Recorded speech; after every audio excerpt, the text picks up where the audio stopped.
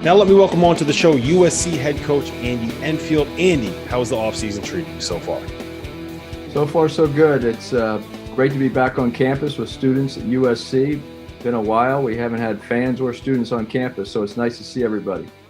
I'm sure all the attention in Southern California right now is on that opening on the football side, but I'm a hoops guy through and through, so I'm much more interested in how you guys are going to end up moving forward without Evan Mobley this season. I don't think you replace a guy like that. You kind of have to find a different way to do things moving forward, right? How has that process been for you this offseason? Evan was a special player for us for a season. He had a great year, player of the year in the Pac-12 as a freshman, third pick in the NBA draft. So it's hard to replace that. The year before we had Onyeka Okongwu, who was the sixth pick in the draft. But we're a team. USC has been very successful as a program because we have good players at every position, and they really play well together. So we expect to be good this year, but our guys have to come together. They have to learn how to play together as a team like they did last year in a short amount of time. Yeah, it is a little bit of a different roster construction, right? Like the last couple of years, you've had that superstar five, and this year you don't really have that star, but you have a lot of guys that are like really good. I don't even know if role players is the right word. You have guys that are just really good, solid Pac-12 basketball players like Isaiah Mobley, Isaiah White, Drew Peterson. But I do think you kind of need someone to step forward to be the guy, not to use another buzzword, but who is kind of looked like they're getting ready to fill that role? Who's ready for their quote unquote breakout season? Who's really impressed you this offseason? Well, I think that's what the preseason's for. We have a lot of players with big game experience. Our juniors have won 47 games the last 2 years. Isaiah Mobley, Max Agbamola, and Ethan Anderson, they'll be in their third year here with us. We do bring a lot of freshmen in, 4 freshmen in, a transfer, Boogie Ellis. So half our team is new to our system. We have a lot of growing to do, but as you said, we are looking for a couple guys to be able to step up and take that leadership role from a offensive and defensive productivity every night. Last year, we were 24-0 before the Gonzaga game when we had 3 players score double figures, and that means it was different players every night. So we expect a lot of the same this year, Rob, with different players playing well offensively, but the thing we have been able to do the last couple of years is really defend at a high level. So as much as we're looking for a couple guys to step up offensively, we do have to be very, very good defensively like we've been in the past. Yeah, you mentioned the defense, and I do want to talk about that a little bit. By the end of last season, I think you guys finished 6th in Ken Palm's defensive efficiency ratings, which is, I mean, it's as good of a defensive team as you've had at USC. And I like to say that you guys ended up using kind of the Syracuse model, right? Where you put a guy in the paint who takes away the lane, put as much length on the floor as you possibly can, and dare teams to shoot over a 2-3 zone. Can you keep doing that without having Evan Mobley there and kind of that presence in the paint? And what is your defense going to end up looking like this year? Last year, we were the second tallest team in the country. So we had great size on our wings with Drew Peterson at almost 6'8", Isaiah White 6'7.5", Max Agbamola 6'9". So we had really big wings last year. We have all those guys returning this year. So sure, Evan was an elite shot blocker last year, but we have Josh Morgan coming in at 6'11". He's a tremendous defensive player. Isaiah Mobley's as good a post defender as you'll see. He can switch out on guards, but also has long arms, 7'3" wingspan. Chavez Goodwin is a really, really tough inside player, and Boubacar is going to step up this year. So I think we do have a big front line, but our wings are big and athletic and long. So as much as Evan was a factor last year, leading the Pac-12 in shot blocks, but we had good size throughout our roster. So we play a team defensive game. It is nice to have shot blocking back there. As you mentioned, Syracuse, if you look at the best defensive teams in the country over the last few years, they usually have good size and ring protection up front. So let's talk a little bit about Isaiah Mobley, because I do think that he had a chance to kind of showcase his game a little bit in the NCAA tournament. We saw some of the step backs and some of the threes that he hit during that run that you guys had. And I do think he is a guy that really has a chance to make some noise this season, right? It's kind of opened up for him. He doesn't have to deal with having Onyeka Okongwu down there. He doesn't have to deal with having his brother down there. And all of a sudden it's kind of, I don't want to say it's his show, but he'll have the opportunity to make the most of those minutes. So what have you seen from him, and what are you expecting out of him this season? Well, first, Isaiah is a leader. He leads by example. He plays very hard, and he is a great team player, very high IQ on the basketball court. He does so much for us defensively, but offensively, he's a developing player. You saw him be dangerous in the NCAA tournament. He made 4 threes against Kansas, a few more against Oregon to go to the Elite Eight. So Isaiah, if he can knock down that three, he's a very good finisher around the rim in the lane. He's a very good passer at 6'10". So we expect a lot. He will have to have a lot of offense run through him this year, and we're excited to see what he can do. So tell me if you agree with this or not. I do think that replacing kind of what Tajidi brought you guys is almost as important as figuring out how to do things without Evan, because I think having a guy on your team where you can give him the rock at the end of a clock and just say, all right, Taj, go get us a good shot. It's just so valuable for a coach to have kind of in his arsenal. So do you agree with me in that replacing that is going to be valuable? And is that something that like Boogie Ellis, are you kind of counting on him to do that for you this year? Well, I think if you see the national championship Baylor, how valuable guard play was last season, and it's the same every year. You need good size at certain positions, but if you don't have good guard play, you're going to struggle as a basketball team. And last year we had Tajidi. He broke out for us. He played great all season, was second team all conference, averaged 13 points a game, and had some huge games for us, especially in the Pac-12 and the NCAA tournament. So to replace that consistency, Taj was a tremendous shooter, but also a very cerebral ball handler and decision maker. And Boogie Ellis, he averaged 10 points a game at Memphis last year. Boogie's a little more dynamic athletically, but Taj played very consistently. So we're expecting Boogie to make that next jump in his basketball career here as a junior, to be able to score the ball at a high level, but also make plays as a true lead guard. And Ethan Anderson has improved. He is in great shape, the best shape of his career so far. He's looked great in the preseason. So we're really relying on Boogie and Ethan Anderson, as well as Drew Peterson, to be our primary ball handlers to score the ball and make plays for our teammates. Yeah, you mentioned Ethan Anderson. I did want to ask you about him a little bit. I know he was kind of banged up last year. What does he provide you guys? Like I felt like watching you his freshman year, it felt like the offense kind of ran smoother when you had him on the floor. Just someone, the ball never sticks. He's going to make the right pass. He's going to make the right decision. Are we going to see more of that this season now that he's in better shape? Well, 2 years ago, Ethan started as a freshman at point guard. We didn't expect him to, but he beat everybody out. We were 22-9, and the pandemic canceled our postseason. So he was going to get big game experience. Last year, of course, he had that injury, which sidelined him for about 2 months during the season. And he came back and gave us a great lift as our sixth man off the bench, and he played really well in the NCAA tournament. So Ethan is primed for a big junior year here. He had that injury last year, which set him back, but he's healthy. He looks great. And his body, has that athleticism back. And I think in the preseason, at least in September, last few weeks, he's shown what a true junior league guard looks like. So you get Isaiah White back. Did you know that you were going to have him back for most of the season? And what does his kind of presence provide? I just feel like he's one of those guys that is such a solid role player, always going to do his job. You never really have to worry about him not bringing it 100% every day. How glad were you when he decided to use his fifth year? Isaiah White is just a professional. He's very mature. He gets on the floor more than any player we've ever coached. He is high energy. He throws his body everywhere. And he's just a tough young man. And we really need that. He helped us last year in certain games where we were struggling with energy, and he brings that energy. Isaiah and Chavez Goodwin are the guys that we can count on every night for big energy. And Isaiah had a tremendous year for us. He started for us most of the season at the small forward. And once he made those threes, he made some huge threes against Kansas in the second half, and then Oregon. When he shoots the ball like that, he's a complete player. And we're looking forward to see what he can bring as a fifth-year player. Yeah, I do think it's interesting because him and Drew kind of give you a little bit of size and positions where they're also skilled. And I've always been of the mindset that when people call it small ball, that's the wrong way to kind of phrase what this revolution is. I always call it skill ball, right? You want guys, no matter whether they're 6'2" or 6'9", to be able to make threes, to be able to play with the ball in their hands, to be able to create that space.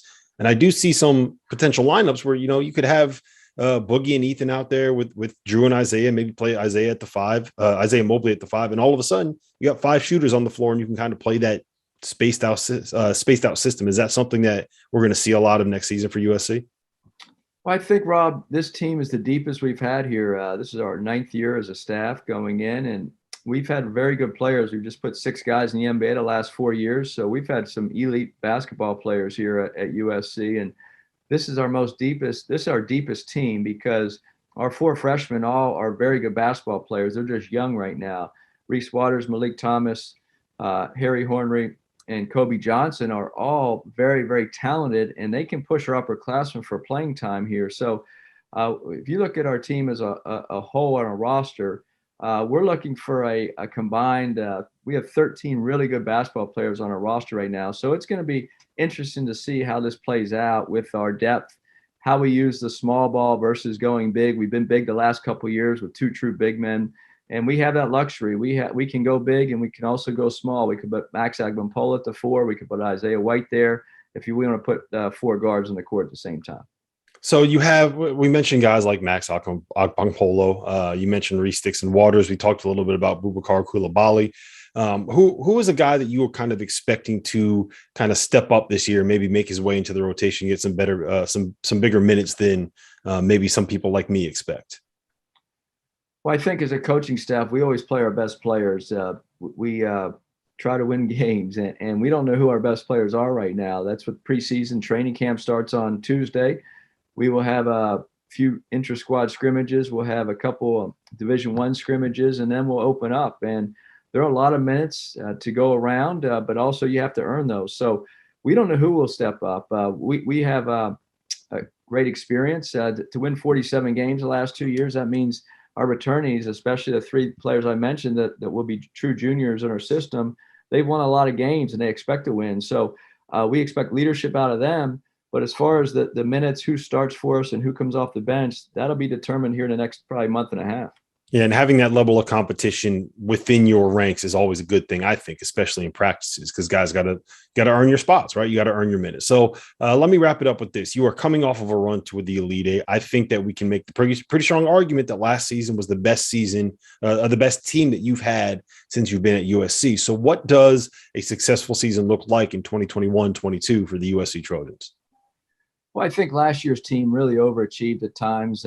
As I said, we had 3 returning players going into last season and had to bring some transfers in, and we brought Evan in as a freshman. And I think a couple other teams were pretty good too. The team that won 26 games with Chimezi Metu and DeAnthony Melton and Jordan McLaughlin, that was a pretty good team too. So we've had some good teams here the last few years at SC.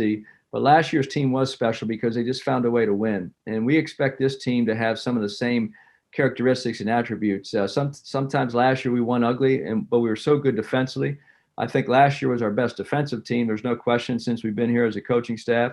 But whether they were the best team or not, we're not sure. But to make the Elite Eight run like they did and be so consistent all season, going 15-5 and an extremely tough Pac-12 and going 25-8 overall, I think last year's teams showed that they were our most consistent team throughout the season defensively, and also we're not afraid of the big moments, and we were really, really proud of them, what they accomplished.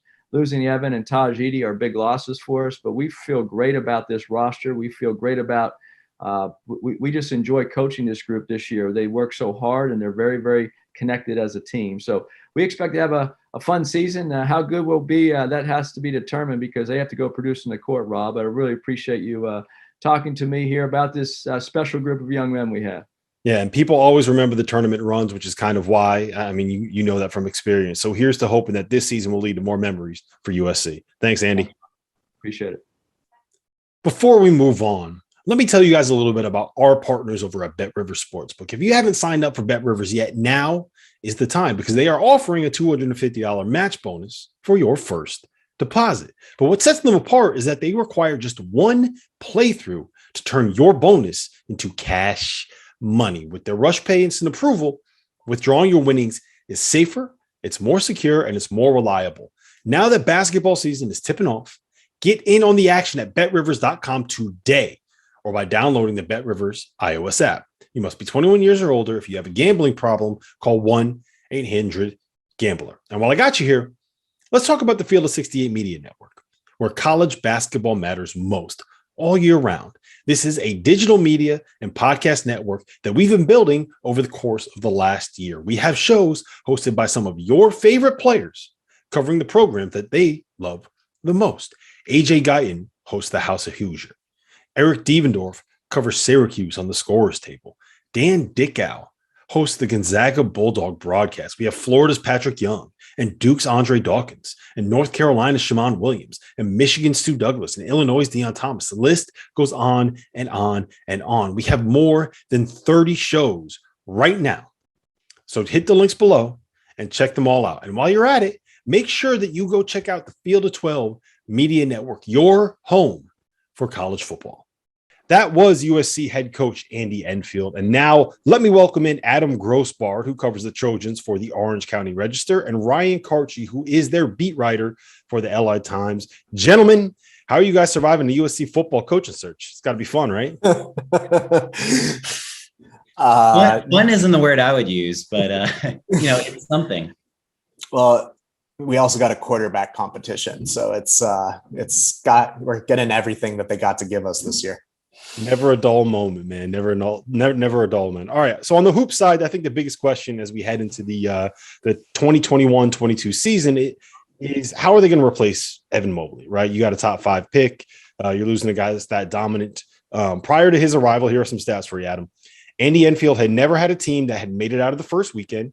He had never had a team that finished in the top 35 of offensive efficiency on KenPom, and he had just one team finish in the top 80 in defensive efficiency. Last year, they were 6th in defensive efficiency. They finished in the top 15 in offensive efficiency, and of course, they were finished number 6 on KenPom and made it to the Elite 8. How do you fill that void, Ryan? Why don't we start with you? It's going to be difficult. I don't know if you do exactly fill that void. I think the reality is that they're just going to have to reorganize this team and just, first of all, who you build the offense around. I mean, Isaiah Mobley is the obvious one who seems to step into his brother's spot, but he's not the same player. He's a very different type of player. He's not really someone you can, I don't think you can build an offense around him in the same way that you did with Evan, just skills wise. So it'll be a lot up to Isaiah to see where his game goes. And we started to see towards the end of last year that he had progressed quite a bit. So if he continues on that trajectory, maybe they are able to build more of an offense around him. But I think it'll take, more of a team effort for sure this year than, one top 5 pick kind of, dominating the game plan, I guess. Yeah, the last couple of years, it's been obviously Onyeka Okongwu and Evan Mobley. Adam, do you see anyone that's kind of in that mold on that roster? And if it's going to be more of a balanced kind of offensive output, how do you think he goes about putting that together? Well, I agree that Isaiah is the most likely candidate to fill the role that Onyeka and Evan, and to an extent, Nick Rakocevic filled the past few seasons. This is the first time Isaiah has really been the man in the post. It'll be interesting to see how he handles that. But I think one of the big things for USC is they want to get more playmaking out of their guards this year. And that would have to do with a healthy Ethan Anderson. He was dealing with a back injury last year and barely even played during their tournament run. But from what I've heard, he's slimmed down a lot, and hopefully he's given that back enough time to heal. Can he, just learn how to orchestrate that offense on a level where you can have multiple scorers at different levels of the court? I think that's going to be a big key to if USC can keep up their offensive consistency from last year. Yeah. And in that regard, I think they're actually going to miss Taj Edey quite a bit too. I mean, he was someone who, especially had his moments last year as that second scorer where they could really count on him to make a big shot when they needed it. And they don't really have that guy on this roster now. So I do think a lot of it is going to be on Ethan Anderson. And, it's up in the air whether he can step into that bigger role. So I think that'll be a big question kind of heading into this season. Yeah. I'm sorry. Go ahead, Adam. I was just going to say USC is hoping that Boogie Ellis can fill that Taj Edey role. Is a pretty good transfer that they added, but I think it's going to be difficult because Edey was such a consistent scorer, and when he got going, there was really no stopping him. It's going to be really tough for them to find replacing both their top 2 scorers. Yeah, I do think that's what they're counting on is Boogie Ellis. He had moments where he looked great at Memphis last season. He also had moments where he looked terrible at Memphis last season. So the consistency there, I think, is a big thing. I mean, the value of having a guy like Taji, where at the end of a clock, you can just give him the ball and say, all right, go make something happen. It makes you look really smart as a coach when you can just give the ball to a guy like that and he will make it play. And also, I agree with you guys wholeheartedly on Ethan Anderson. I remember heading into last season, he was one of those guys that a lot of people kind of pegged as, this is someone that can end up taking a step forward. Do we know anything about how healthy he's going to end up being? Or is this something where, look, back injury, I got a bad back too. Back injuries can kind of linger with people for a while. From what I've heard, he's slimmed down and he's looked good so far in practices this year. I think losing that kind of extra weight that he had, not that he was ever like overweight, but he wasn't like a slim player. I think just getting that extra weight will give him a little bit more flexibility and hopefully avoid any further complications. It's still a question, though, if he can score consistently. He has always kind of been a consistent defender, but he never really added that to his game. He had spurts where he could score, but, right. It's still an open question, I guess, if he can really step into being that guy. And I think, I actually ran into Andy Enfield not too long ago at a football game, and, he was raving about Boogie Ellis. So, I think they're counting on him quite a bit to be that guy who can really get the offense going. Yeah, and I do feel like Boogie's kind of been a scorer more than just someone that can create. And I think there are going to be times you can kind of play both of those guys together.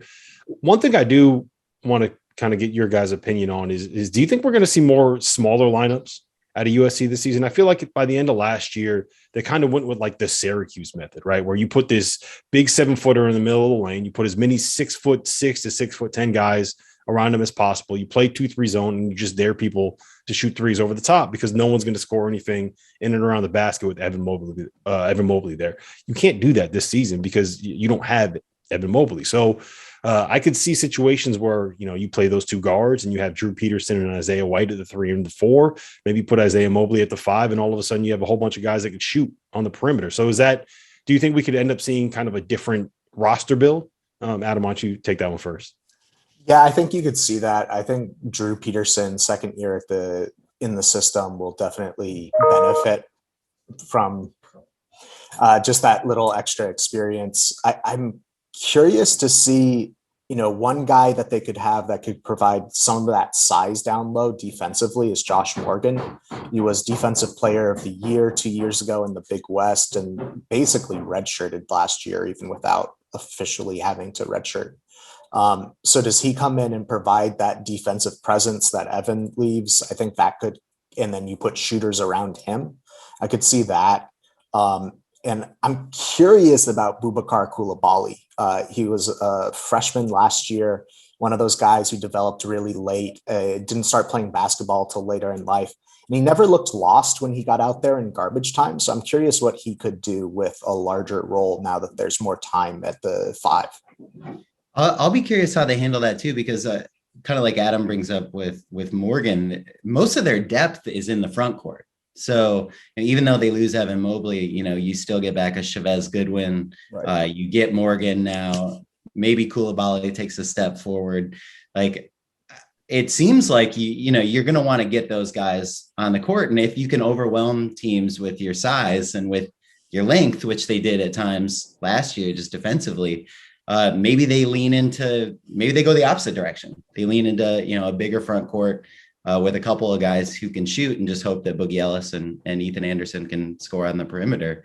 There are a lot of questions, I guess, in terms of the offensive identity of this team. And I think the one thing that is clear is that they're going to have to make a lot of adjustments. And in the past, that's something that Andy Enfield hasn't exactly been known for, or at least gotten the respect that he would like to get for, his coaching in that regard. But I actually thought last season, just the way that he game planned to use Evan Mobley and sort of adjusted to the way defenses were playing him kind of lend itself to the idea that, maybe he does deserve a little bit more credit in that regard. And I think this season will be a perfect test of that. Yeah, they definitely did make adjustments towards the end of last season. Like, I don't think that they started the year playing as much zone as they did by the end of the season. And once you kind of figure out you have someone as special as Evan Mobley, it's pretty hard, to mess that one up. I will say this though, if Boubacar Coulibaly ends up being a really good player, that'll be a great thing for college basketball because that is a fun name to say.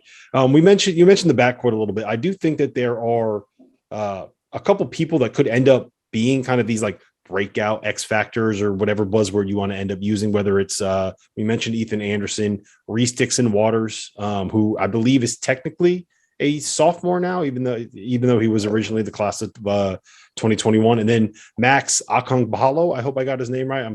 My apologies if I didn't, Max. So Ryan, what do you see out of those three guys, and do you think either one of them can kind of move forward and take a step this year? Reese Dixon Waters is an interesting guy just because, he got a little bit of playing time last year. He, obviously enrolled a little early. So he was pretty raw when he got to campus, but I know that they expect that he will take that leap, and that's kind of what they're hoping for. And I wouldn't be shocked to find out that, he becomes a major part of the rotation.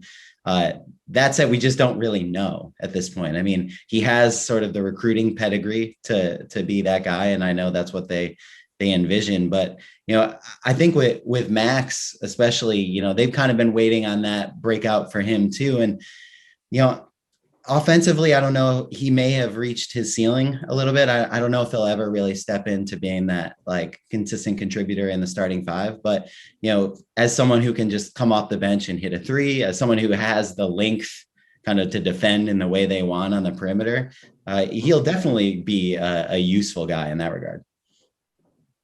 Yeah, I think what I'd like to see from Max is just a little bit more confidence on the offensive end. He would sometimes be hesitant to take 3-pointers, which when you've got someone like Evan Mobley in the middle, you need to be ready to pull the trigger for an open three. And that was definitely an issue for him last year. And I think kept him from seeing the court as much as his defensive ability would have lended itself to that team.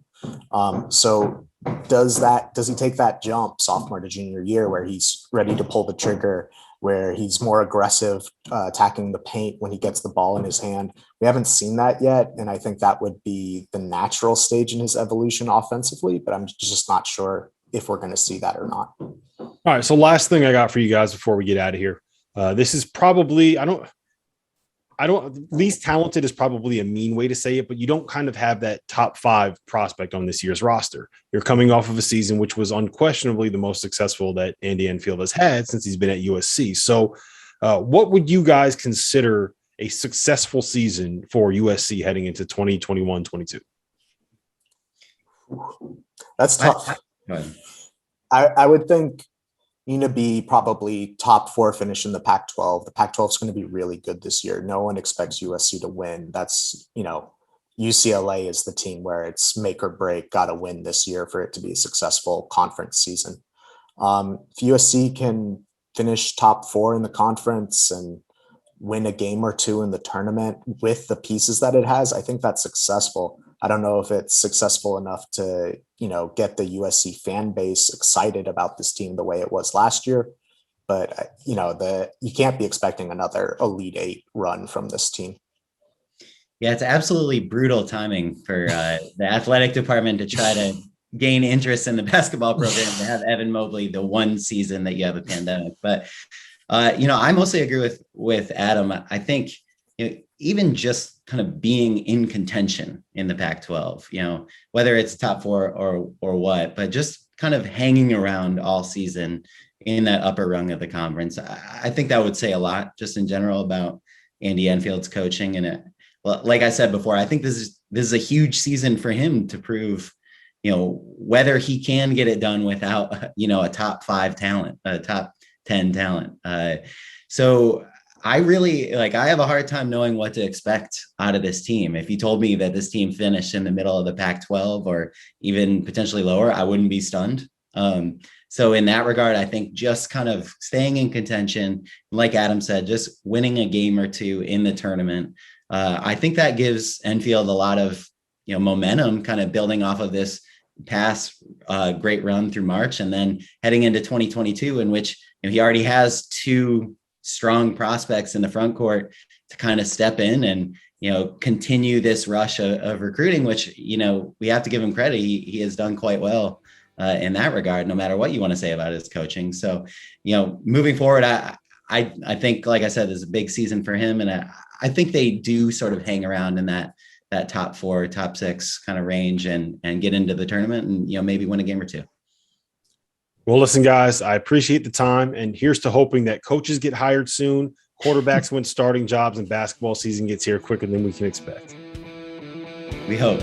Yes.